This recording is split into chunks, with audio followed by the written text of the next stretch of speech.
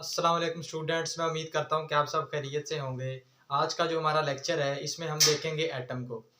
तो एटम को शुरू करने से पहले हदीस मुबारका हज़रत उम्मे सलमा रज़ी अल्लाह ताला अन्हा से रिवायत है कि हुज़ूर पाक सल्लल्लाहु अलैहि वसल्लम ने इरशाद फरमाया कि जो शख्स सोने व चांदी के बर्तन में खाना खाता है वो अपने पेट में जहन्नम की आग उतारता है। तो इसके बाद हम आज का लेक्चर शुरू करते हैं। जिस तरह कि आपको नज़र आ रहा है कि इस तरफ कुछ थ्योरी लिखी गई है और उस तरफ कुछ क्वेश्चन हैं। इंशाल्लाह हम लोग एटम को इन डिटेल देखेंगे। आपको इस वीडियो को देख के बहुत फ़ायदा आने वाला है। जिस तरह की सबसे पहले आपको दिखाई गई है ग्रीक फिलोसफर जो थे उनकी क्या राय थी या वो क्या सोचते थे एटम के बारे में कि एटम क्या चीज़ है। जो ग्रीक फिलोसफर थे उनका कहना था कि जो हमारे पास मैटर है वो सारे का सारा स्मॉल और इनडिविजिबल पार्टिकल से मिलकर बना हुआ है। मैटर को हम लोग क्या कर सकते हैं, छोटे छोटे टुकड़ों में डिवाइड कर सकते हैं, इतने छोटे टुकड़ों में जो कि मज़ीद क्या हो सके, मज़ीद डिवाइड ना किए जा सके, मतलब बेसिक यूनिट, बुनियादी यूनिट बन जाएं, इतने छोटे टुकड़े जिनको मज़ीद ना तोड़ा जा सके। ठीक है। उसके बाद डेमोक्राइटस आए, इन्होंने उन्हीं पार्टिकल्स को नाम दिया एटॉमस का, जो उन्होंने वर्ड निकाला एटम से, जिसका मतलब था इनडिविजिबल, ना टूटने वाला। इन्होंने ये कॉन्सेप्ट तो दे दिया लेकिन ये फेल हो गए या इनकी बात ना मानी गई due to lack of evidence. Evidence की शवाहिद ना होने की वजह से इनको उस वक्त नहीं माना गया या इनकी थ्योरी को कहा गया कि ये एक तरह से गलत है। हालांकि ये जो डेमोक्राइटस थे इन्हीं को ही माना जाता है कि इधर से ही हमारे पास एटम का कंसेप्ट निकल करके आया है, यानी कि इन्होंने जो बताया था वो सही बात कही थी, लेकिन इनके पास एविडेंस की कमी होने की वजह से ये सक्सेसफुल ना हो सके। उसके बाद हमारे पास आते हैं जॉन डाल्टन, जिनको फादर ऑफ एटम भी कहा जाता है। कहा जाता है कि इन्होंने क्या किया था, एटम को जन्म दिया था। अब ये एक इंग्लिश स्कूल टीचर थे। 1808 में इन्होंने एक कारनामा सर अंजाम दिया था कि हमें एटम जैसी चीज़ से मुतारिफ कराया था या एटम को हमारे सामने ले करके आए थे। एटम तो पहले ही हमारे सामने था लेकिन उसको क्या किया, उसको प्रूव कर दिया कि एटम जैसी कोई चीज़ है। अब इन्होंने इसको कैसे रिकॉग्नाइज किया, इन्होंने कहा कि law of definite proportion, law of definite proportion और दूसरा law of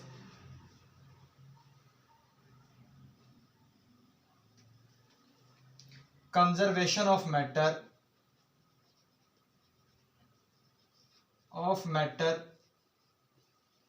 could be explained by existence of atom।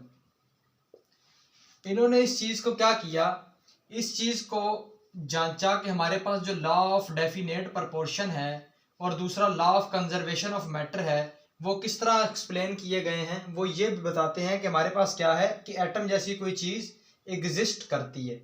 ठीक है। फिर ये बताने के बाद इन्होंने हमें एटॉमिक थ्योरी इंट्रोड्यूस करवाई,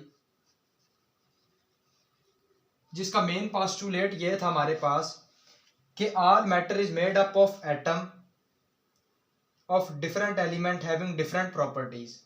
कि हमारे पास तमाम का तमाम जो मैटर है वो किससे मिलके बना हुआ है, एलिमेंट से मिलके बना हुआ है, जिसमें हर एटम की या हर एलिमेंट की हमारे पास क्या है, मुख्तलिफ खसूसियात हैं। जिस तरह कि आपको पता है अभी हमारे पास 118 एलिमेंट्स हैं। अब ये जो 118 एलिमेंट्स हैं इन हर एक एलिमेंट की अपनी क्या है, खसूसियात हैं। ठीक है।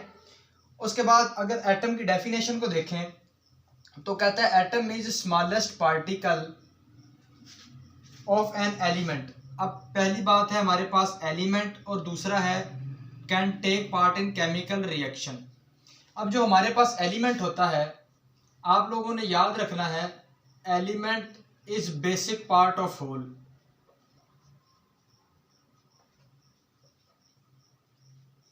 एक बुनियादी हिस्सा है और कैन नॉट बी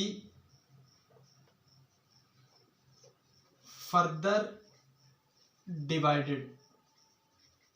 कि ये हमारे पास छोटे से छोटा, सबसे छोटी चीज है जिसको हम क्या कर सकते हैं, फर्दर डिवाइड नहीं कर सकते। हमारे पास छोटे से छोटा पार्टिकल है, आप लोग इस तरह कह लो कि जिसको हम मजीद क्या कर सकते हैं, जिसको हम मजीद छोटे टुकड़े में या छोटे पीस में क्या नहीं कर सकते, नहीं तोड़ सकते। ठीक है, मतलब मिसाल के तौर पे अगर आप लोगों के पास ये एक जार है, इसके अंदर आप लोगों के पास चीनी के काफ़ी ज़्यादा टुकड़े हैं, आप क्या करो, इसमें से चीनी का एक टुकड़ा निकाल लो, या आप लोगों ने क्या किया, शुगर का एक टुकड़ा निकाल लिया।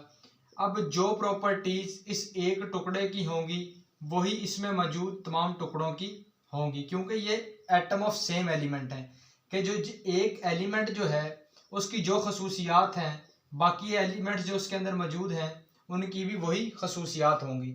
मतलब कि ये एक पार्ट बाकी होल मौजूद शुगर को क्या कर रहा है, आपके पास डिफाइन कर रहा है। ठीक है, अब जो आपके पास केमिकल रिएक्शन आता है, जो आपके पास केमिकल रिएक्शन है उसमें क्या होता है, आप लोगों के पास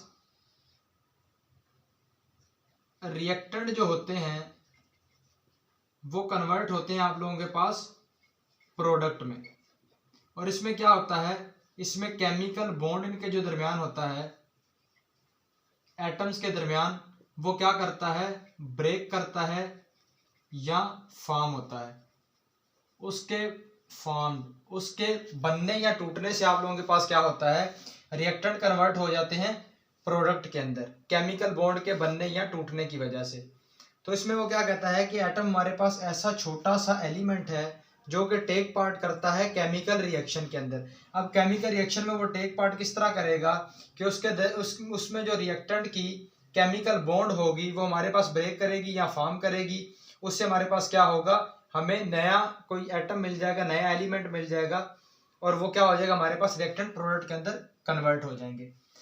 अच्छा, वो कहता है उसके बाद atom is further composed of सब एटॉमिक पार्टिकल। अब जो हमारे पास सब एटॉमिक पार्टिकल हैं, नीचे आपको नजर भी आ रहा है कि 100 से ज्यादा जो सब एटॉमिक पार्टिकल हैं उनसे मिलकर एटम बना हुआ है। अब वो हमारे पास क्या है, इलेक्ट्रॉन भी हैं, प्रोटॉन भी हैं, न्यूट्रॉन भी हैं, न्यूट्रिनो है, एंटी न्यूट्रिनो है, ETC और भी हैं। अब ये जो आपके पास तीन है ना, इलेक्ट्रॉन, प्रोटॉन और न्यूट्रॉन, इनको कहा जाता है कि ये हमारे पास क्या है, फंडामेंटल पार्टिकल्स हैं। फंडामेंटल पार्टिकल्स आप लोगों के पास ऐसे पार्टिकल होते हैं जिनको आप क्या कर सके, can not be further divided. ऐसे पार्टिकल जो सिंपलेस्ट फॉर्म में आप लोगों के पास क्या हो, पहले से ही मौजूद हैं, जिनको आप क्या कर सकें, मजीद डिवाइड ना कर सकें। ठीक है, इसीलिए कहा जाता है कि जो इलेक्ट्रॉन, प्रोटॉन और न्यूट्रॉन है, या इसीलिए इनको क्या किया जाता है, एटम के अंदर ज़्यादा डिस्कस किया जाता है। हम लोग हर जगह इलेक्ट्रॉन, प्रोटॉन, न्यूट्रॉन को देख रहे होते हैं और इनका जिक्र हमें ज़्यादा नहीं मिलता या कहीं पे नहीं मिलता। हम लोग फंडामेंटल पार्टिकल जो है उन्हीं को ज़्यादा देख रहे होते हैं। अब नीचे आपको एक मिसाल दी है, वाटर डीकम्पोजिशन। वो कहता है कि जब आप लोग क्या करो, वाटर को डीकम्पोज करो बाय पासिंग इलेक्ट्रिक फील्ड, तो क्या करेगी वो वाटर जो है, हाइड्रोजन प्लस ऑक्सीजन के अंदर क्या करेगा, आप लोगों के पास डीकम्पोज हो जाएगा या ब्रेक डाउन कर जाएगा। अब ये जो हाइड्रोजन और वाटर हैं, ये आप लोगों के पास क्या है, सिंपलेस्ट पार्टिकल है। इनको आप लोग क्या कर सकते हो, फर्दर डिवाइड नहीं कर सकते। जब आप इनको फर्दर डिवाइड नहीं कर सकते तो ये आप लोगों के पास क्या हो गए, एलिमेंट हो गए या सिंपलेस्ट पार्टिकल हो गए। ठीक है, मुझे उम्मीद है यहाँ तक आपको समझ आ गई होगी। अब नेक्स्ट जो हमारे पास क्वेश्चन आता है उसमें कहता है why atom is electrically neutral, कि हमारे पास जो एटम है उसके ऊपर कोई चार्ज वगैरह क्यों नहीं है, वो हमारे पास न्यूट्रल क्यों है। अब इसका जवाब ये है कि जो हमारे पास एटम होता है उसमें नंबर ऑफ प्रोटॉन बराबर होते हैं नंबर ऑफ इलेक्ट्रॉन के, यानी कि पॉजिटिव चार्ज होता है नेगेटिव चार्ज के बराबर। अब ये इक्वल इन मैग्नीट्यूड होता है बट ऑपोजिट होता है, ऑपोजिट इन डायरेक्शन, तो ये क्या करता है, एक दूसरे को कैंसल आउट कर देता है और ये हमारे पास हो जाता है इलेक्ट्रिकली न्यूट्रल। अब अगर देखा जाए तो इसके अंदर तो हमारे पास न्यूट्रॉन भी मौजूद है, वो किधर गया।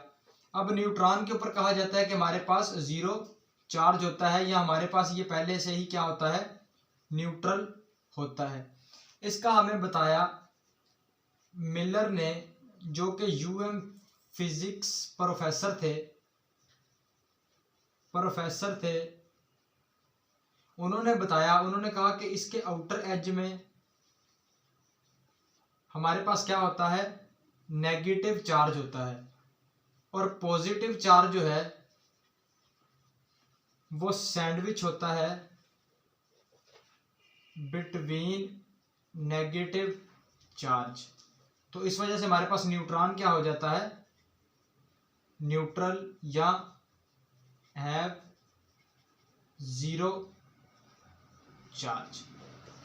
ठीक है, मतलब नंबर ऑफ प्रोटॉन और नंबर ऑफ इलेक्ट्रॉन पॉजिटिव और नेगेटिव चार्ज बराबर होने की वजह से हमारे पास क्या हो गए, एक दूसरे को कैंसिल करके इलेक्ट्रिकली न्यूट्रल हो गए। फिर हमारे पास आया न्यूट्रॉन। न्यूट्रॉन को भी हमने कहा जीरो चार्ज होता है। अब हमने उसको कहा कैसे जीरो चार्ज होगा, मैंने आपको बताया कि इसके अंदर हमारे पास उसके आउटर एजेस पे क्या होता है, नेगेटिव चार्ज होता है, और पॉजिटिव चार्ज उन नेगेटिव चार्जेस के दरमियान सैंडविच होता है। इस तरह मतलब ये नेगेटिव चार्ज है, ये सॉरी नेगेटिव चार्ज है ये साइडों पे मेरे हाथ, और ये पॉजिटिव चार्ज उनके अंदर, तो उनके दरमियान ये सैंडविच है। जितना ये दोनों पे नेगेटिव चार्ज उतना इस पे पॉजिटिव चार्ज, तो वो क्या करेगा, एक दूसरे को कैंसिल आउट करेंगे, तो ये हमारे पास क्या हो जाएगा, इलेक्ट्रिकली न्यूट्रल हो जाएगा। अब दूसरा है कि कैन वी सी एटम, अगर हम इसको देख सकते हैं तो कैसे देख सकते हैं। अब अगर बात की जाए ऑप्टिकल माइक्रोस्कोप की, तो ऑप्टिकल माइक्रोस्कोप से आप क्या कर सकते हो, इसको नहीं देख सकते, कैन नॉट सी। अब ऑप्टिकल माइक्रोस्कोप में क्यों नहीं देख सकते, क्योंकि ऑप्टिकल माइक्रोस्कोप के अंदर आप लोग इसमें विजिबल लाइट का इस्तेमाल करते हो। विजिबल लाइट से आप लोग क्या कर सकते हो, एटम को नहीं देख सकते। विजिबल जो लाइट है उसका हमारे पास वेवलेंथ है 400 से 700 नैनोमीटर, डिपेंडिंग अपॉन कलर।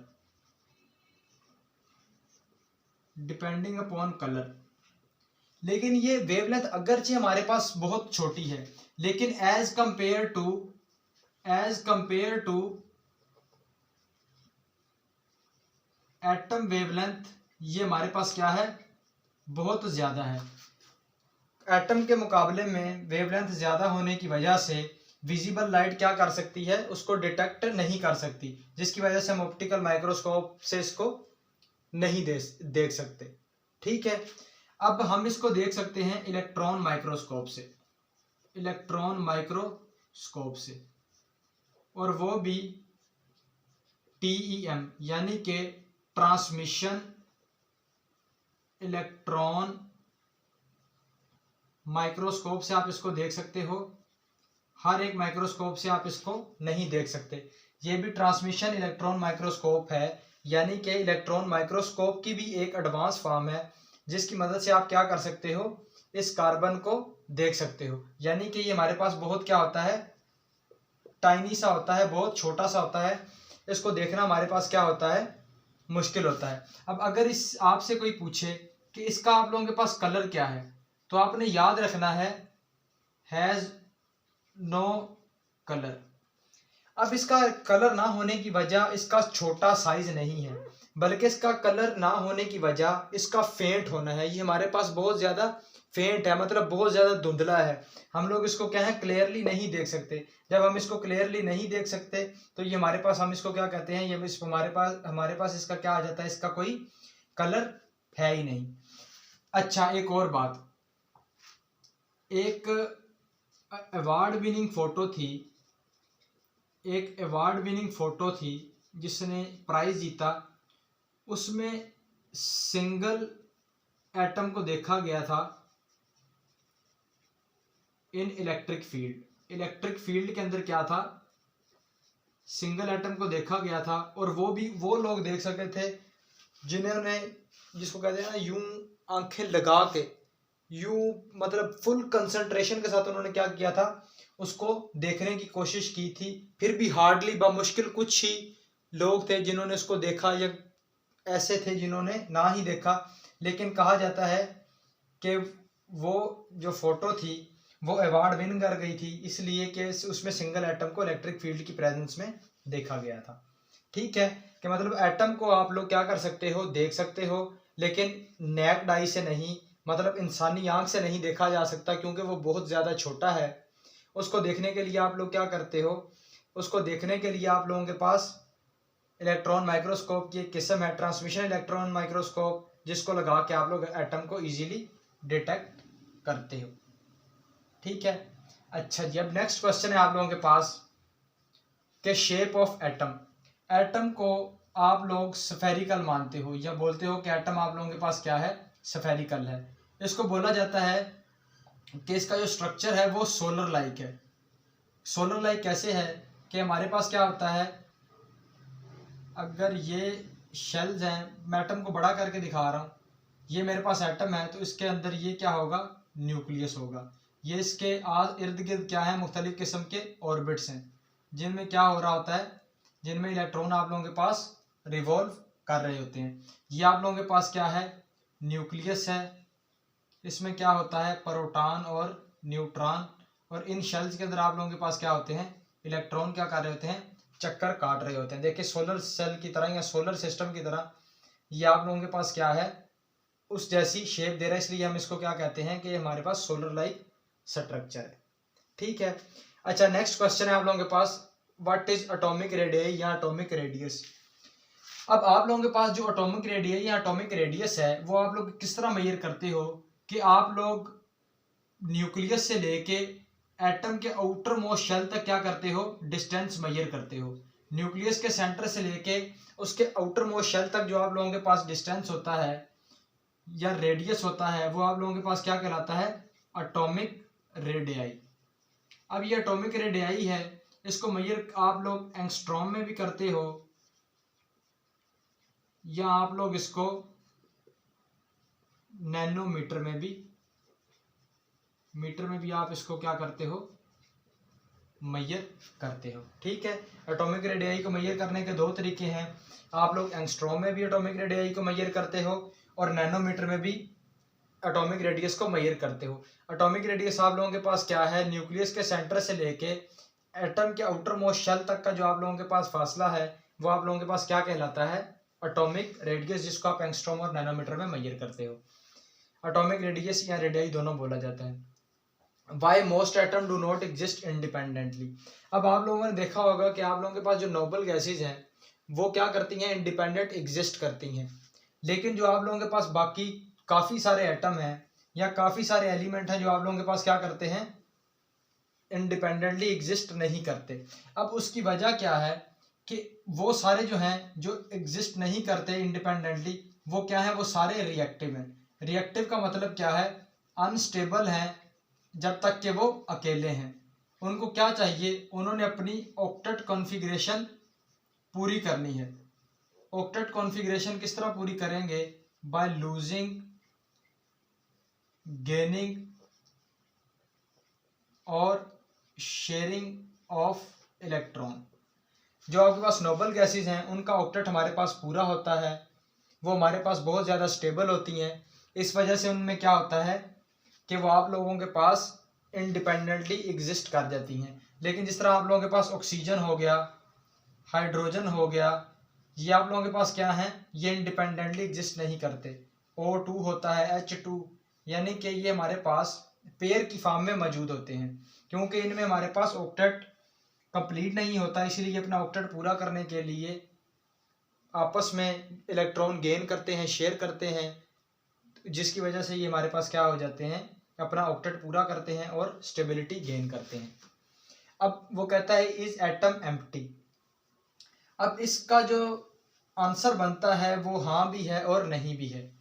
सबसे पहले बात करते हैं हाँ कैसे है। जो रदरफोर्ड हैं उन्होंने हमें ये कहा था कि जो एटम है हमारे पास वो क्या है, हमारे पास एम्प्टी है, क्योंकि उन्होंने कहा था जो हमारे पास साइज ऑफ न्यूक्लियस है वो हमारे पास 10⁻⁻5 है as compare to size of atom. के मतलब उन्होंने कहा था कि हमारे पास जो न्यूक्लियस का साइज है वो बहुत ही छोटा है as compare to size of atom. मिसाल के तौर पे अगर आप लोगों के पास ये टब है, पानी से भरा हुआ है, या कमरे जितना एक टब है जो पानी से भरा हुआ है, अगर उसके अंदर आप रेत का एक जर्रा गिरा दो तो वो न्यूक्लियस होगा, और वो जो पूरा रूम है वो आप लोगों के पास क्या होगा, एक एटम होगा। ठीक है, अब जब इतना छोटा साइज था उस न्यूक्लियस का, तो फिर ये क्या समझा गया कि जो बाकी सारी स्पेस है वो हमारे पास क्या है, एम्प्टी है। मतलब बाकी सारी जगह हमारे पास क्या है, खाली है। अब अगर देखा जाए तो दूसरी रिसर्च या दूसरी स्टडी हमें ये कहती है कि अगर ये हमारे पास न्यूक्लियस है तो इसके इर्द गिर्द जो इलेक्ट्रॉन रिवॉल्व कर रहे हैं, जो इलेक्ट्रॉन चक्कर काट रहे हैं शेल्स के अंदर, वो भी तो मौजूद हैं। ठीक है, वो होने की वजह से, वो इलेक्ट्रॉन मौजूद होने की वजह से वो क्या करते हैं, इस एटम को श्रिंक नहीं होने देते। एटम को श्रिंक नहीं होते, मतलब अगर ये एटम है तो अगर इलेक्ट्रॉन ना हो तो एटम क्या करे, पिचक जाए, यूं सिमट जाए। वो क्या कहता है कि इसके अंदर जो इलेक्ट्रॉन मौजूद हैं वो अपने रैंडम मोशन की वजह से इस एटम की यही शक्ल को बरकरार रहने देते हैं, उसको अपनी शक्ल नहीं बिगड़ने देते। और ये भी कहा जाता है कि 9.9% एटम जो है वो एम्प्टी है। वो किस वजह से कहा जाता है, वो इस वजह से कहा जाता है। अब जो दूसरी बात है कि एटम एम्प्टी नहीं है, उसकी वजह ये बताई जाती है कि इसके अंदर हमारे पास क्या मौजूद है, इलेक्ट्रॉन मौजूद हैं जो कंटिन्यूसली रैंडमली इधर उधर मूव कर रहे हैं, जिसकी वजह से ये कहा जाता है कि एटम हमारे पास एम्प्टी नहीं है। दोनों बातें मैंने आपको बता दी। अब अगर पेंसिल में बात की जाए तो इसमें हमारे पास होते हैं नंबर ऑफ एटम 602 सेक्सटिलियन। ठीक है, क्योंकि हमारे पास जो पेंसिल है वो ग्रेफाइट से बनी होती है, और ग्रेफाइट क्या है, इसमें हमारे पास है कार्बन, 12 ग्राम ऑफ कार्बन। तो इसमें क्या होता है 602 मल्टीप्लाई 1023। इसको जब मल्टीप्लाई करते हैं तो आप लोगों के पास 602 सेक्सटिलियन नंबर ऑफ एटम आ जाते हैं पेंसिल के अंदर। और इसमें 9.2 मल्टीप्लाई 10⁻12, इतने ज़्यादा मतलब इनके अंदर एटम मौजूद हैं। अब जब इनके अंदर इतने ज़्यादा एटम मौजूद हैं, उन एटम के अंदर क्या होंगे, सब एटॉमिक पार्टिकल भी होंगे, यानी कि इलेक्ट्रॉन, प्रोटॉन और न्यूट्रॉन। तो इससे आप लोग अंदाज़ा लगा सकते हैं कि एटम का साइज कितना छोटा है, कि सिर्फ एक डॉट लगाया और उसके अंदर 9.2 मल्टीप्लाई 10⁻12 इतने नंबर ऑफ एटम मौजूद थे। अब जब इतने नंबर ऑफ एटम मौजूद थे तो इसके अंदर क्या थे, फंडामेंटल पार्टिकल भी मौजूद होंगे।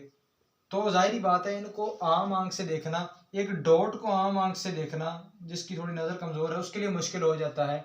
तो फिर इस डॉट के अंदर भी इतने ज़्यादा एटम मौजूद हैं तो कोई शख्स उसको कैसे आम आंख से देख सकता है। अच्छा, अगर नेक्स्ट क्वेश्चन देखा जाए तो कहता है आर एटम वेटलेस, कि क्या हमारे पास जो एटम है उसका कुछ वजन भी होता है या नहीं होता। अब अगर इलेक्ट्रॉन के हिसाब से देखा जाए तो वेटलेस है, लेकिन अगर देखा जाए प्रोटॉन और न्यूट्रॉन को भी तो इनका सिग्निफिकेंट हमारे पास क्या होता है, वेट होता है। जब इनका हमारे पास सिग्निफिकेंट वेट है तो इनका सिग्निफिकेंट वेट होने की वजह से एटम आल्सो है सिग्निफिकेंट वेट, कि मतलब हमारे पास एटम का भी थोड़ा बहुत क्या होता है, वजन होता है। किस वजह से, प्रोटॉन और न्यूट्रॉन की वजह से। इलेक्ट्रॉन तो हमारे पास क्या है, वेटलेस। अच्छा, अगर एटम को ये देखा जाए कि एटम की शनाख्त कौन करवाता है, तो हमारे पास ये नेक्स्ट क्वेश्चन है।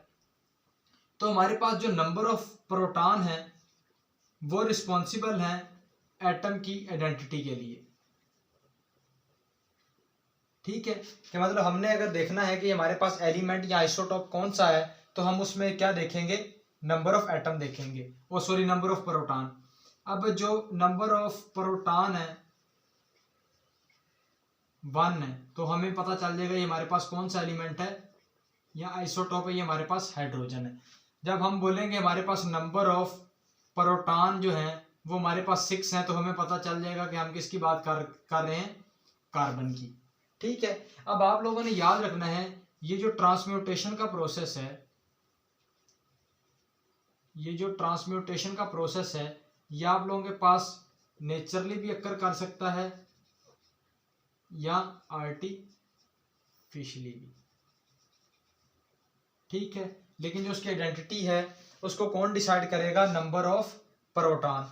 जितने नंबर ऑफ प्रोटॉन होंगे उसी हिसाब से हम बताएंगे कि ये हमारे पास क्या है, ये एलिमेंट कौन सा है। जैसे नंबर ऑफ प्रोटॉन क्या करेंगे, चेंज होते जाएंगे, वैसे हमारे पास क्या है, एलिमेंट भी क्या होता जाएगा, एलिमेंट्स भी हमारे पास क्या होते जाएंगे, चेंज होते जाएंगे, ठीक है। अच्छा, उसके बाद वो कहता है, जो नेक्स्ट क्वेश्चन है कि is size of atom isolated atom is difficult to measure. Of course इसका आंसर है यस। हम लोग जो है एटम, जो मतलब फर्ज करें आइसोलेटेड एक अकेला एटम है, उसका हम लोग साइज क्या कर सकते हैं, उसको मेजर कर ही नहीं सकते। उसको मेजर ना करने की वजह क्या है? क्योंकि हमारे पास जो इसके अंदर मौजूद इलेक्ट्रॉन है ना, वो क्या कर रहे हैं, रैंडमली मूव कर रहे हैं, बहुत तेजी से क्या कर रहे हैं, रैंडमली मूव कर रहे हैं अराउंड दी न्यूक्लियस। अब उनकी डायरेक्शन को बताना अराउंड दी न्यूक्लियस वो हमारे लिए नामुमकिन है, कि हम नहीं बता सकते कि इस वक्त इलेक्ट्रॉन कहाँ पे मौजूद है न्यूक्लियस के गिर्द। जब हम ये नहीं बता सकते, उसकी डायरेक्शन को फिक्स नहीं कर सकते, तो हमारे लिए हम क्या कर सकते, हमें क्या होगा, हमारे लिए एटम का साइज निकालना नामुमकिन होगा। अब हम इसमें क्या करते हैं, इसका साइज निकालने के लिए हम लोग एडजेसेंट एटम के